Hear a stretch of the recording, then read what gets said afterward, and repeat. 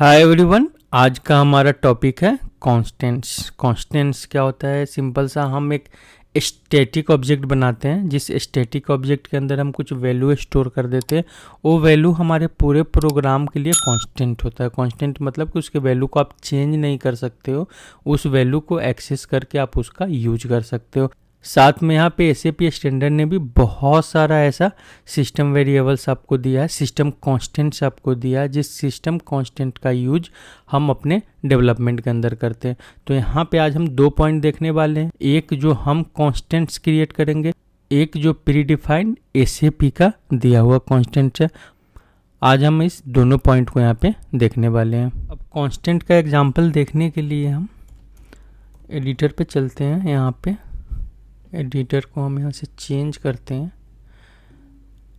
अब सिंपल सा आपको अपने प्रोग्राम के अंदर कोई कांस्टेंट बनाना है, तो आप क्या करोगे? तो यहाँ पे सिंपल सा कांस्टेंट कीवर्ड होता है।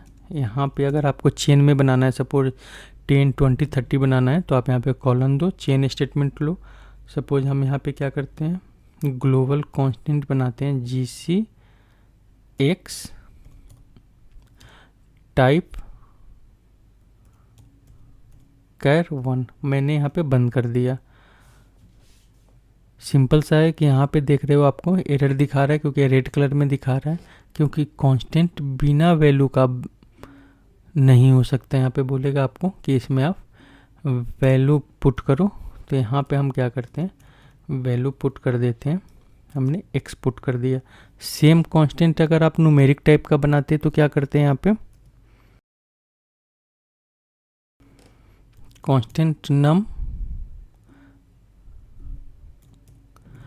टाइप इंट इट, आप यहाँ पे वैल्यू डाल देते 300।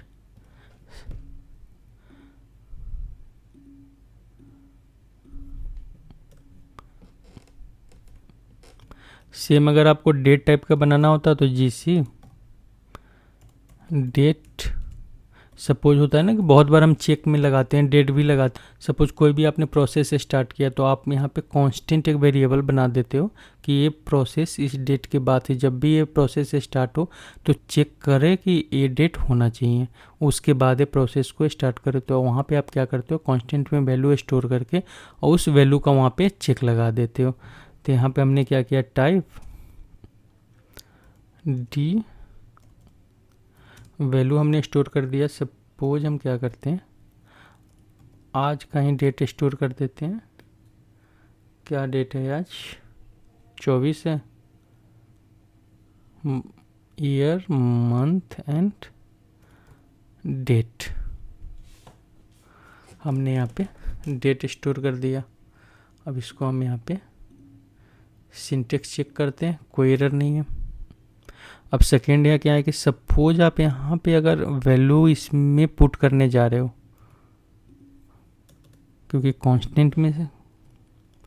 कांस्टेंट का मीनिंग ही यही होता है कि आप उसके वैल्यू को प्रोग्राम में कहीं भी चेंज नहीं कर सकते हो। अगर आपको चेंज करना है तो डायरेक्ट जहाँ पे आपने कांस्टेंट डिक्लेयर किया है, यहाँ पे आके उसका वैल्यू आप चेंज कर सकते हो। प्रोग्राम में कहीं भी आप किसी सब रूटीन या प्रोग्राम के किसी भी पार्ट में उस वैल्यू को आप ऐसे डायरेक्टली चेंज नहीं कर सकते। डायरेक्टली चेंज करने का मतलब कि अपने GC नम जैसे वेरिएबल का वैल्यू चेंज करते हो। यहाँ पे आप चाहते हो कि इसमें हम 300 की जगह 400 कर दे, तो ये आपको यहाँ पे एरर लेगा, क्योंकि कांस्टेंट के वैल्यू को आप चेंज नहीं कर सकते। तो यहाँ पे फर्स्ट है कि आप कांस्टेंट कैसे डिक्लेयर करोगे। सेकेंड है, इसमें वैल्यू आप नहीं असाइन कर सकते, नहीं चेंज कर सकते। अगर आपको असाइन करना है तो फर्स्ट टाइम जब आपने कांस्टेंट क्रिएट किया उसी टाइम में आप उसमें वैल्यू असाइन करोगे। यहाँ पे नेक्स्ट है कि आप इसका यूज कैसे करोगे। तो सिंपल सा है, इसका यूज कैसे, सपोज जैसे हमें GC X का यूज करना है। सपोज हमारा कोई कंडीशन है, हमने यहाँ पे एक डेटा कीवर्ड ले लिया, इसका नाम हमने डाल दिया LV काउंट।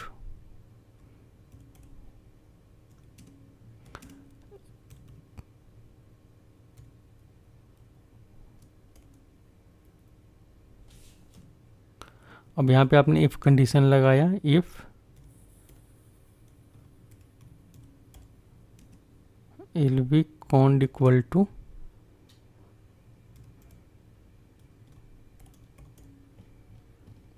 जीसी डेट नहीं, जीसी एक्स, फिर आपने यहाँ पे एंड लगा दिया।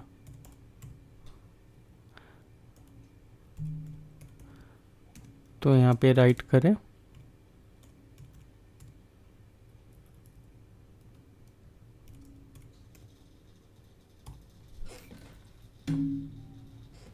मैच। यहाँ पे हम इसको क्या करते हैं, सिंटेक्स सबसे पहले हम चेक करते हैं। यहाँ पे मैच कर गया क्योंकि इसमें GCX था। अगर आपने यहाँ पे GCY कर दिया तो ये आपका फेल कर जाएगा, यहाँ पे कुछ भी प्रिंट नहीं करेगा क्योंकि हमने यहाँ पे कुछ प्रिंट कराया भी नहीं है। तो सिंपल सा है कि आप इस टाइप से इस कांस्टेंट का यूज कहीं भी कुछ वैल्यू चेक कराना है तो आप वहाँ पे इफ़ कंडीशन के साथ, लूप के साथ, या अपने प्रोग्राम के बहुत सारे पार्ट में डायरेक्ट वैल्यू असाइन करने के लिए, अगर आपको सपोज कहीं जीसी डेट का वैल्यू सपोज किसी वेरिएबल में यहीं हमें अगर असाइन करना होगा वैल्यू, तो हम क्या करेंगे, यहाँ पे हमें किसी डेट में ही वैल्यू देना हो कि सपोज हमारा क्लोजिंग डेट क्या था, तो हमने क्या किया है कि एक कांस्टेंट में वैल्यू स्टोर करके रखा है कि जब भी ये क्लोजिंग डेट का है तो इस कांस्टेंट का वैल्यू हम उसके अंदर पास कर दे और वो डायरेक्ट वैल्यू वहाँ पे चला जाए। तो उसके लिए आप क्या करोगे, कंडीशन 1, यहाँ पे कुछ नहीं करना, आप जीसी डेट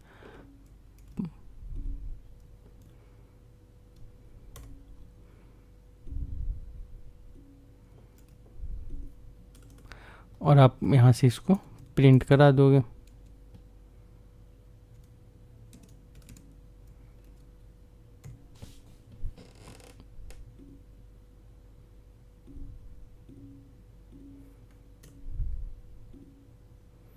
तो यहाँ पे डेट प्रिंट कर दिया। अगर आपको इसको फॉर्मेटेड करना है तो फॉर्मेटेड के लिए इसमें होता है कमांड DDMM, और भी कमांड होगा इसके अंदर, DDMM YY कर दो आप।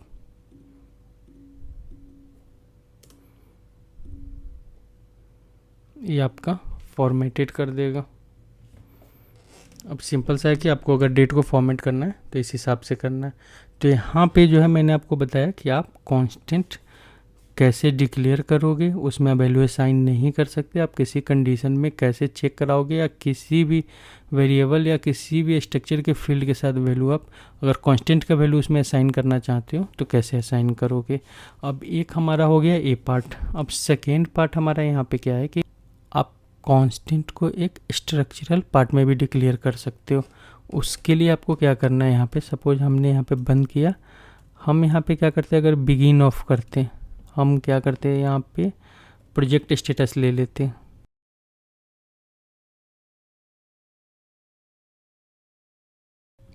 यहाँ पे प्रोजेक्ट का हमारा स्टेटस क्या हो सकता था कि सपोज हमने ले लिया सक्सेस है, टाइप है हमारा char1, वैल्यू हम इसमें डाल देते हैं एक सक्सेस का,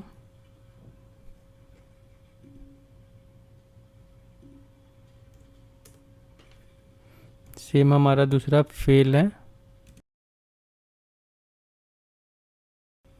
वैल्यू हम इसमें फेल कर देते हैं। सक्सेस है, फेल है, हमारा पेंडिंग हो सकता है स्टेटस, वैल्यू आप इसमें आपने पी कर दिया।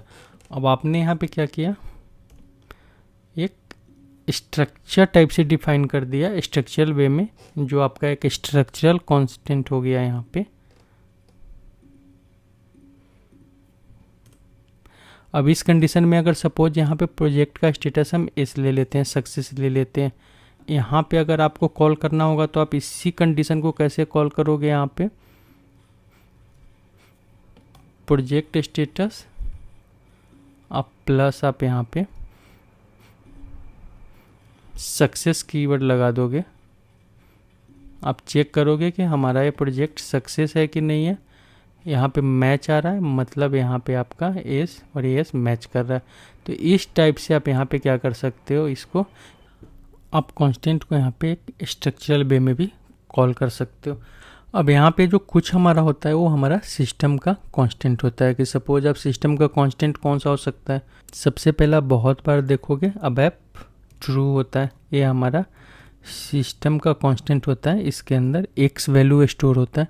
अगर यहाँ पे सपोज आप x करते हो, इस कंडीशन को अगर आप चेक कराते हो यहाँ पे, तो यहाँ पे आपका मैच वैल्यू आएगा। यहाँ पे ट्रू के अंदर x स्टोर होता है।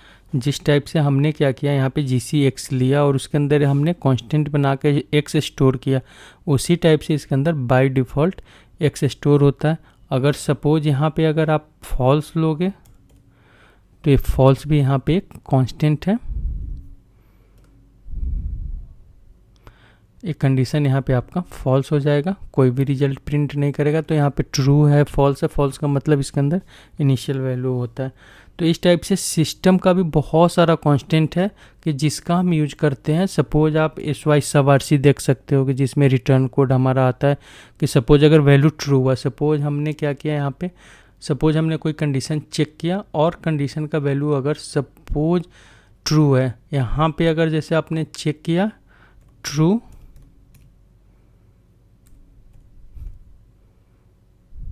यहाँ पे अगर कंडीशन अगर मैच करेगा तो यहाँ पे SY SUBRC क्या होगा,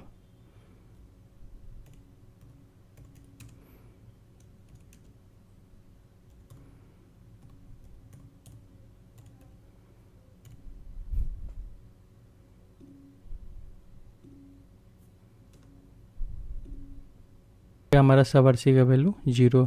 तो इसी टाइप से आप टाइप्स ऑफ जो सिस्टम का आपका जो बाय डिफ़ॉल्ट जो कांस्टेंट है, आप उस कांस्टेंट का भी यूज कर सकते हो। इसी टाइप से अगर सपोज आपको यूज़र का नेम चेक करना होगा तो आप क्या करोगे, यहाँ पे कौन सा कांस्टेंट का यूज करोगे, आप यहाँ पे SY यूजर नेम का आप यूज करोगे, UNAME। तो ये आपका क्या करेगा, इस सिस्टम का जो यूज़र इससे लॉगिन किया होगा उस यूज़र का नेम आपको दे देगा। सपोज बेस्ट से हमने लॉगिन किया तो यहाँ पे इस टाइप से आपके SAP के अंदर बहुत सारा सिस्टम का प्री डिफाइंड कांस्टेंट है। जैसे सपोज ये कांस्टेंट और भी है, जो मैक्सिमम यूज होता है वो स्पेस है। सपोज आप यहाँ पे चेक करना चाहते हो कि अगर स्पेस है तो यहाँ पे मैच प्रिंट करे, तो आपको क्या करना है, यहाँ पे स्पेस दे देना है। अब एक कंडीशन यहाँ पे ट्रू हो जाएगा और यहाँ पे मैच प्रिंट कर देगा। तो इस टाइप से आप जाओगे तो बहुत सारा कांस्टेंट है जो आप यहाँ पे सिस्टम के प्री डिफाइंड कांस्टेंट का आप अपने प्रोग्राम के अंदर आप यूज कर सकते हो। अगर आपको इसका लिस्ट देखना है तो मैंने एक सिस्टम वेरिएबल्स का लिस्ट डाला था, सिस्टम वेरिएबल एंड कांस्टेंट का, आप उसमें जाकर चेक कर सकते हो। मैंने बहुत सारा 10-12 ही डिफाइन किया जो मैक्सिमम यूज होता है। मैं एक बहुत बड़ा 100+ का भी लिस्ट आपके साथ शेयर कर दूंगा जिसका आप यूज कर सकते हो अपने अबैप प्रोग्राम के अंदर। तो ये है हमारा कि आप कैसे कांस्टेंट खुद का डिक्लेयर करोगे और उसका प्रोग्राम के अंदर आप कैसे यूज करोगे।